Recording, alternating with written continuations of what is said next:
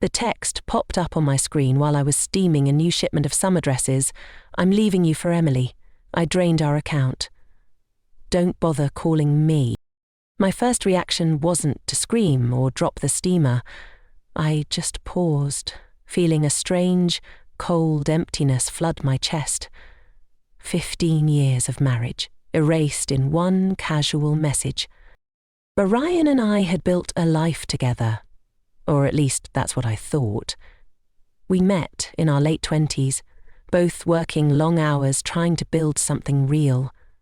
I supported him through endless job changes, believed in every half-baked business idea, even when they drained our savings. I cooked, handled the bills, and put my own dreams on hold to make sure he felt secure. We used to be a team. Or maybe that's just what I told myself to sleep at night. Looking back, the signs were there. The long hours he claimed to spend networking, the new gym obsession he said was about staying healthy, the sudden secretiveness with his phone. He started coming home late, always smelling faintly of expensive cologne. Not mine. Not anything we had in the house. The way he spoke to me changed too, cold, detached, almost like he was trying to convince himself that I wasn't worth respecting anymore. I remember the night I told him my boutique finally turned a profit big enough to cover our mortgage. He barely looked up from his phone and said, "That's cute, at least you have your little hobby." He stopped asking about my day, stopped noticing when I stayed up all night reorganizing inventory or negotiating with suppliers. Instead, he picked at me. My age, my clothes, the fine lines around my eyes. I told myself to stay patient. I believed he was just stressed that he'd come around. I convinced myself that holding on was noble, that sacrifice was love. But that text, it wasn't just betrayal. It was a full, humiliating dismissal of everything I had endured, everything I had given up. I didn't cry. I didn't beg. I simply set down the steamer, smoothed my blouse, and looked at myself in the boutique mirror. He thought I was too soft to fight back. That was his biggest mistake. Brian didn't just leave. He wanted to humiliate me on his way out. After that text, he started acting like a teenager who just won a rebellion against a strict parent. He stopped even pretending to be discreet about Emily. He flaunted her on social media. Photos of them at rooftop bars, weekend getaways at luxury hotels, captions dripping with smug satisfaction. At first, I told myself to ignore it, but every tagged photo felt like a knife. The comments from his friends, all those heart emojis and cheap jokes about trading up left me nauseous. Then came the money. Bryant started siphoning off small amounts from our joint account long before he sent that final text. Little by little, just enough so I wouldn't notice at first glance. Payments labelled as business expenses, client dinners, or networking retreat. I was too busy keeping the boutique alive to scrutinise every line, but when I did start checking, after that first dinner receipt for 2, the trail was undeniable. A $400 0-cents dinner on a night he said he was at the office late. A hotel room in Portland during a supposed conference. I felt like a fool for not seeing it sooner. He didn't just take money, he took pieces of my trust, my dignity, my sense of safety. A few weeks after his big announcement, Brian showed up at the house. He didn't knock. He still had a key. He walked in like he owned the place, smirking. He left a stack of bills on the kitchen island. "Here, thought you might need this," he said. I glanced down. A crumpled wad of 20s and 10s. Maybe $150, 0 cents total. 4 groceries, he added, like he was tossing scraps to a stray dog. I didn't pick up the cash. I just looked at him. In that moment, something inside me clicked, or maybe it broke, but in the best possible way. He left, humming to himself, probably imagining I'd be curled up crying on the floor. That night, I sat at my kitchen table long after midnight. My hands were steady as I pulled out old receipts, printed statements and all the screenshots I had started saving the past few months. The pictures of him and Emily, the credit card statements, the texts where he mocked me for getting older and called my boutique just a hobby. I had enough. Enough to ruin his carefully constructed clean break fantasy. I called my lawyer the next morning. We had already discussed the possibility months before. She had warned me, gently, that most women waited too long to prepare, that by the time they finally left, they were too drained to fight. Not me. I was ready to fight smart. I hired a forensic accountant. Together, we combed through every statement, every dollar he took, every hidden expense disguised as work dinners or business trips. I even found charges for gifts, jewellery, spa treatments, all going to Emily. I started keeping a private file in a fireproof lockbox at my boutique, under the back office shelf where I stored extra shopping bags. I pretended everything was normal, smiled at customers, ran my seasonal sales, posted new arrivals on Instagram. I even answered Brian's occasional texts with short, polite replies. "Sure, no problem. Got it, thanks. Take care."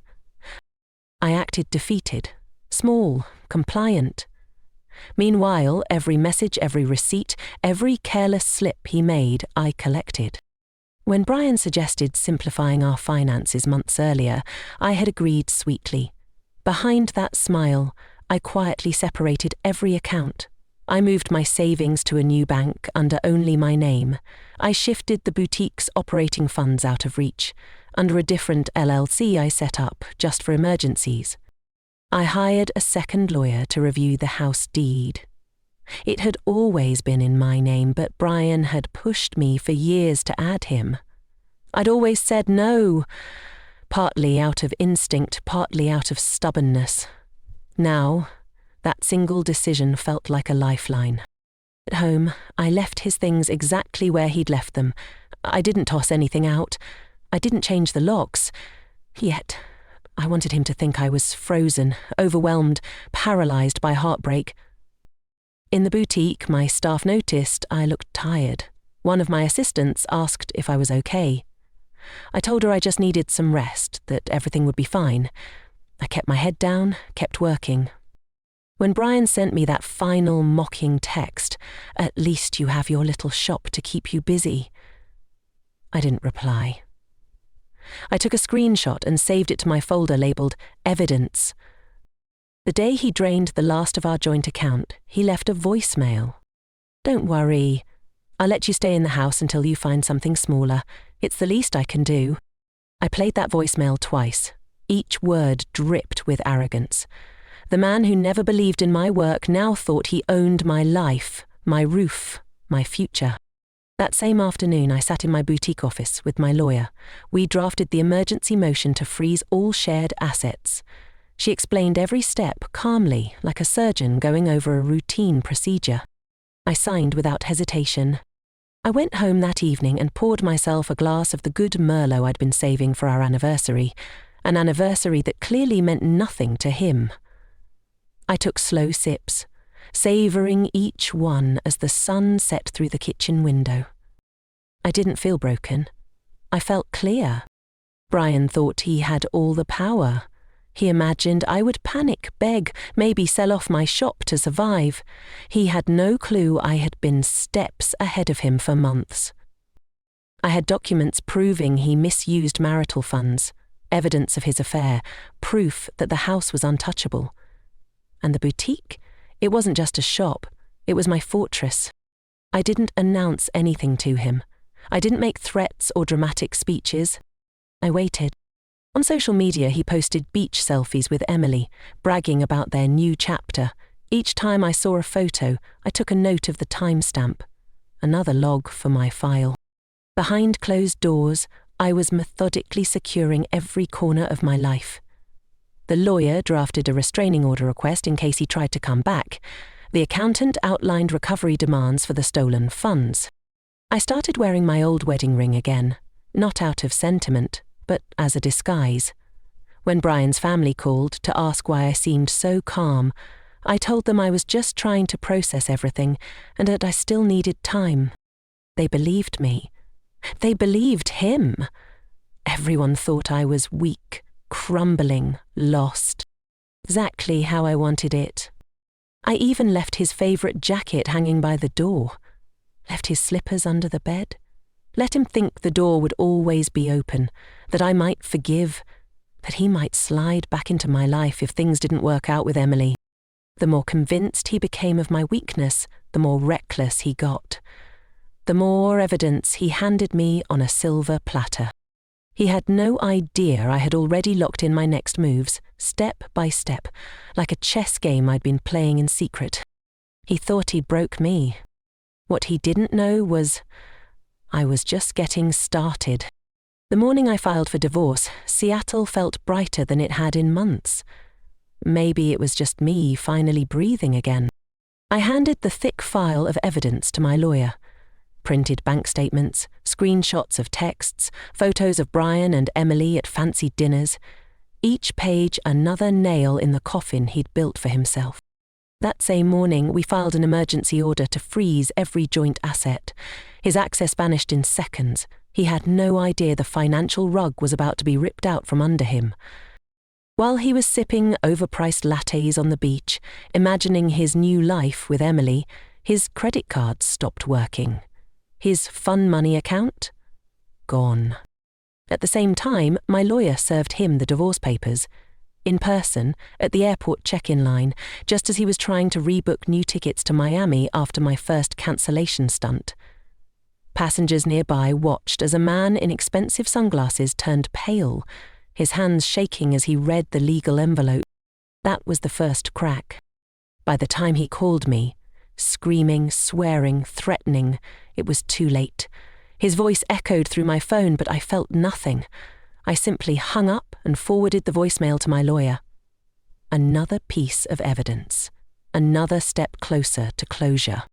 Next came the boutique. Brian always believed my shop was just a cute hobby, something to keep me busy while he played businessman. He never understood that it was a real, profitable corporation, separate, protected, thriving. When he tried to claim half the boutique, my lawyer handed over the incorporation documents, tax returns, and all the careful bookkeeping I'd kept for years. The judge didn't even hesitate. This business was, and remains, solely Mrs. Adams's property, he ruled. Brian's face crumpled in that courtroom. He looked around, expecting support, maybe sympathy. He found none.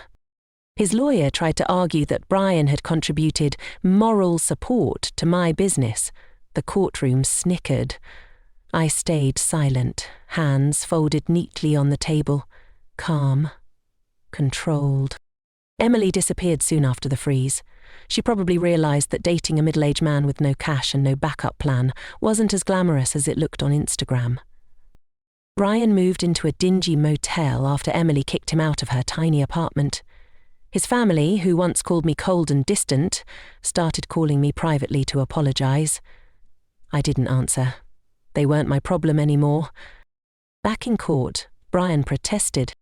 She manipulated everything. She planned this. He was right. I had planned it, just not in the way he imagined. I didn't set out to destroy him. I only set out to protect myself. He did the rest on his own. He claimed he had no money left. The judge ordered him to repay every dollar he stole from the joint account. When he couldn't, liens were placed on his car and any remaining investments. I left that courtroom feeling taller, stronger, more solid than I ever had. Outside, he stumbled after me, shouting, "You can't just leave me like this. You'll regret this, Hannah." I turned around slowly. "No, Brian, you'll regret underestimating me." I walked away, heels clicking on the marble floor like a quiet drumbeat of finality. I didn't look back. Over the next few months, I focused on my boutique. Sales skyrocketed. The local community rallied behind me. Women I had never met dropped by just to tell me they admired my strength. They bought scarves, dresses, bags. Small acts of support that felt like quiet cheers in my corner. My staff grew. I opened a second location in Portland, then a third in San Francisco. The little shop became a recognized regional brand, featured in magazines, even highlighted on morning talk shows as an example of women-led business success. Meanwhile, Brian's life unraveled further. The company where he worked found out about the affair with Emily, who had been an intern at the time. HR launched a formal investigation. He was suspended, then let go. No severance, no references. His mother called once, crying. She left a voicemail telling me how sorry she was, how she never knew the man her son had become. I listened to her sobs once, then deleted the message. I had no space left for people who only remembered my worth after the damage was done. Brian moved back into his childhood bedroom, the same room he decorated with baseball posters at age 12. From the photos mutual friends shared, he looked older, smaller. Like a man trapped in the past, clinging to excuses that no longer worked. At my new store opening in San Francisco, I stood on a small stage in front of a crowd of women, most around my age. They weren't there for a scandalous story. They came to hear how I rebuilt, how I stood firm, how I turned betrayal into power. I shared my story simply, calmly, no bitterness, just facts and lessons. Always protect your independence, trust your gut, and never let someone else define your value. They clapped, not out of pity, but respect. I felt something deeper than revenge that day. I felt free. Brian texted me once more after that. "You destroyed my life. I hope you're happy." I didn't reply. I simply forwarded it to my lawyer, then blocked the number permanently.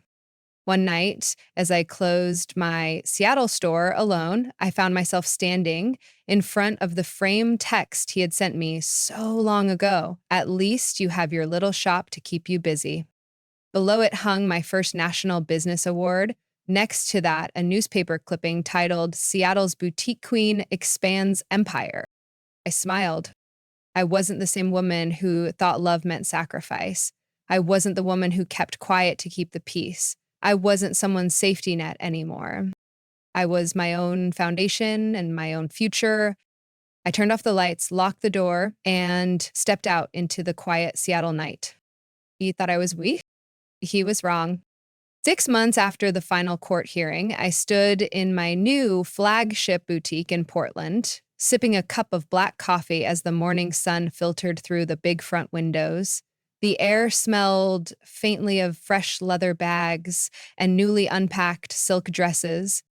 But the past felt like another lifetime. I no longer woke up dreading what Brian might do next. My morning started with slow stretches, quiet coffee, and a short walk to the shop. I hired more staff, young women eager to learn the business. I watched them grow confident, take ownership, laugh with customers. It reminded me of what it felt like to finally own your power. Started traveling again, something I had given up for years to keep our family routine stable. I took a weekend trip to Santa Barbara alone, then another to New York, where I visited small art galleries and spent entire afternoons people watching from little cafes. The house, my grandmother's house, felt more peaceful without his heavy footsteps or his constant criticism echoing down the hallway. In the evenings, I would light a candle, pour myself a glass of wine, and read by the window until I drifted into sleep. I didn't just survive Brian's betrayal, I outgrew it. When mutual acquaintances mentioned Brian's latest misadventures, failed job interviews, awkward dating attempts, moving back into his parents' house, I barely reacted, not out of cruelty, but because his story no longer touched mine. His existence had faded into background noise, a small, irrelevant hum. I learned to listen to my own voice again, to trust my judgment, to understand that support didn't mean shrinking myself to make someone else feel bigger. My boutique empire kept expanding. We started an online store, and orders began arriving from all over the country. Customers sent messages saying how inspired they felt, how my story reminded them to stand up for themselves, to be smart, to protect what they love. One afternoon, as I unpacked new jewelry pieces in the back room, I caught sight of my reflection in the storage mirror. I didn't see the tired, aging woman Brian used to mock. I saw someone who had rebuilt her life from the ground up, someone who didn't need validation from anyone. I started smiling more, not the forced smiles I used to give to keep the peace, but genuine, quiet smiles that rose from deep inside. I realized that freedom wasn't just about leaving someone, it was about reclaiming yourself piece by piece. People often ask me if I'd ever forgive Brian or if I hate him. I don't hate him. Hate is heavy and I have no room left to carry it. What I feel now is emptiness, a kind of gentle indifference that feels lighter than forgiveness or revenge ever could. Looking back, the biggest surprise wasn't his betrayal, it was my own capacity to rise. And that's the lesson I carry with me every single day. Never confuse a quiet woman with a weak one. I used to think love meant sacrificing myself, keeping silent, smoothing over every rough edge. Now I know real love, starts within. For anyone out there sitting alone in a quiet kitchen at midnight, wondering how they'll ever stand again, you're stronger than you know. You don't have to roar to fight back. Sometimes the quietest plans are the most powerful ones. I see you, I was you, and if my story can spark even the smallest fire in someone else's heart, every heartbreak and every tear was worth it. I don't need to prove anything anymore. My life speaks for itself in the thriving stores, in the loyal customers, in the bright eyes of my employees, in my own calm heartbeat. I don't flinch when I hear his name. I don't check my phone hoping for apologies that will never come. I don't imagine what might have been if I had stayed. I have my mornings, my evenings, my silence, my peace. Some nights I walk past the framed text he sent me all those years ago. At least you have your little shop to keep you busy. I pause, trace the edge of the frame with my fingers, and then keep walking. There's no anger left, no bitterness, just a gentle acknowledgement of a closed chapter. I no longer need revenge to feel whole. Success wasn't about proving him wrong. It was about discovering I had always been right about myself. I don't celebrate his downfall. I celebrate my rise. To him today, I smiled, not because he lost, but because I finally found myself.